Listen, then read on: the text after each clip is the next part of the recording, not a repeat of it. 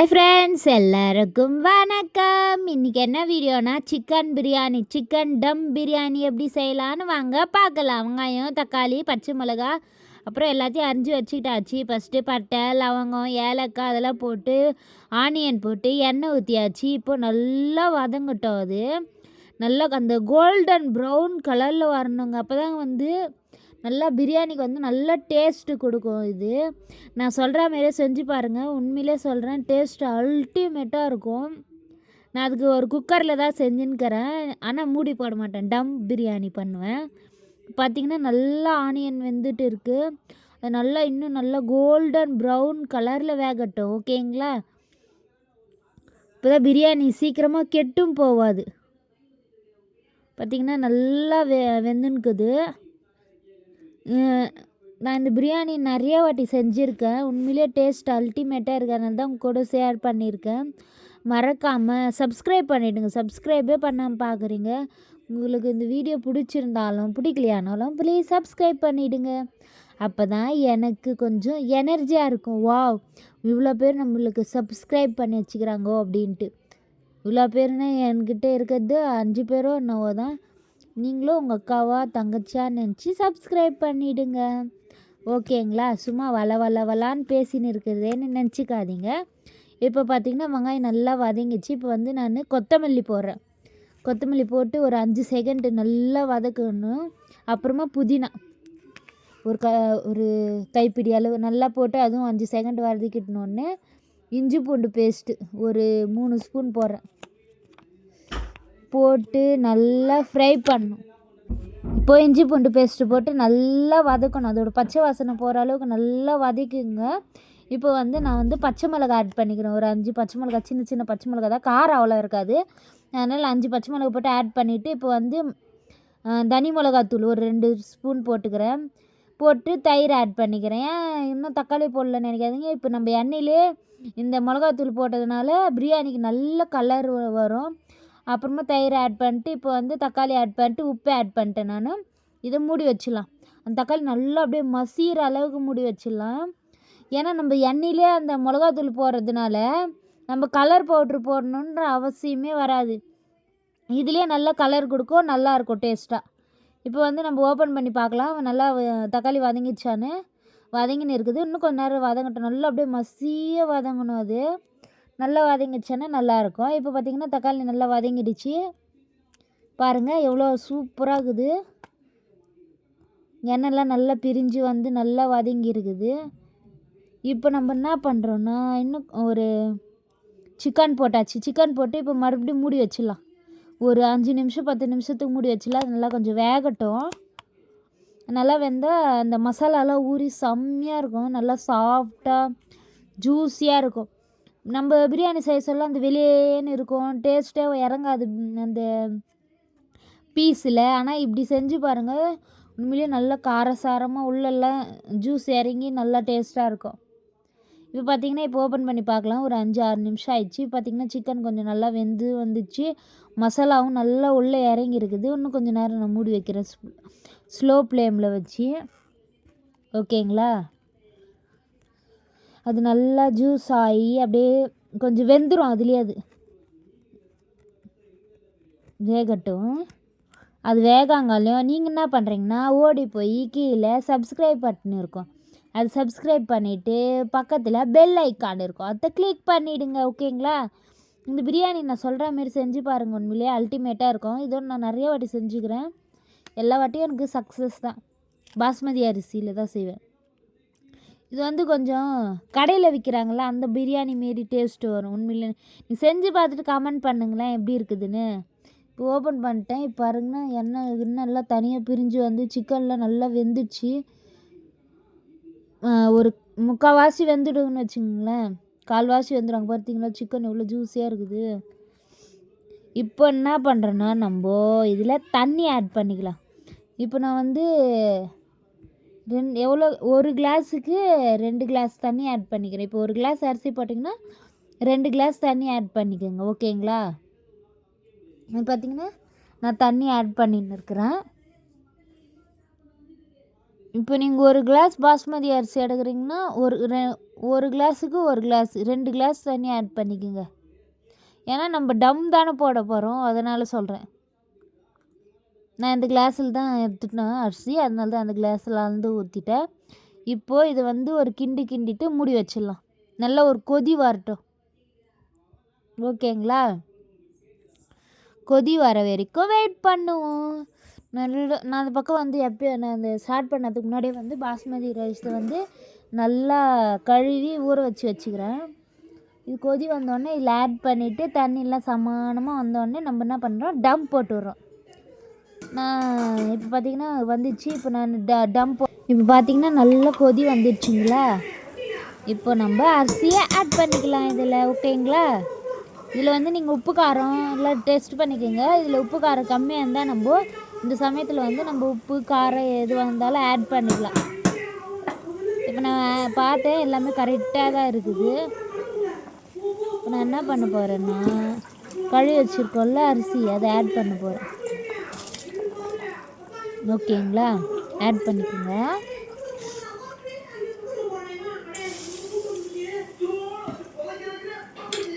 வாசனை வருதுங்களா உங்களுக்கு? திக்குதுங்களா? செம்ம டேஸ்ட்டாக இருக்கும். இந்தமாதிரி ஒரே ஒரு வாட்டியாச்சும் இதை ட்ரை பண்ணி எனக்கு கமெண்ட் பண்ணுங்கள். ஓகேங்களா?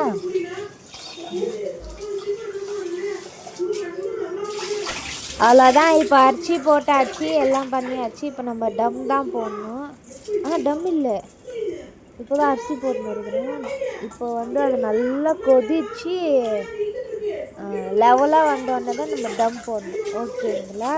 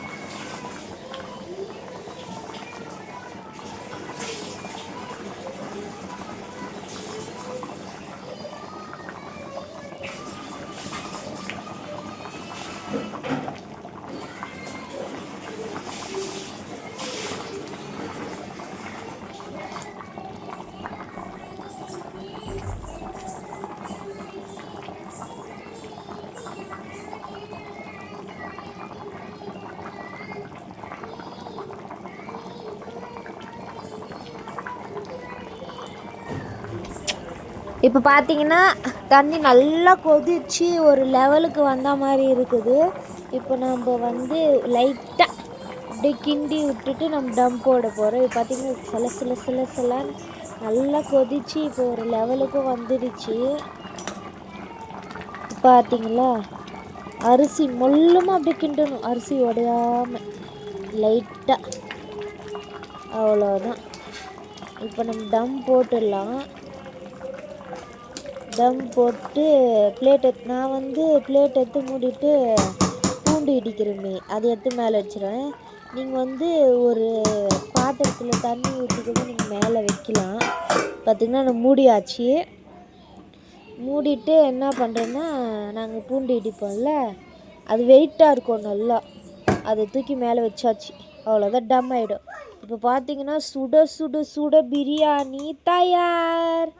ஓகே ஃப்ரெண்ட்ஸ், உங்களுக்கு இந்த வீடியோ பிடிச்சிருந்தா மறக்காமல் லைக் பண்ணுங்கள், ஷேர் பண்ணுங்கள், ப்ளீஸ் சப்ஸ்கிரைப் பண்ணுங்கள். சுட சுட ஆவி பறக்க பிரியாணி, வாங்க என்ஜாய் பண்ணலாம். செம்ம டேஸ்ட்டுங்க. நீங்களும் ஒரு வாட்டி ட்ரை பண்ணி பார்த்துட்டு எனக்கு கமெண்ட் பண்ணுங்கள். ஓகே, நெக்ஸ்ட் வீடியோவில் சந்திக்கலாம்.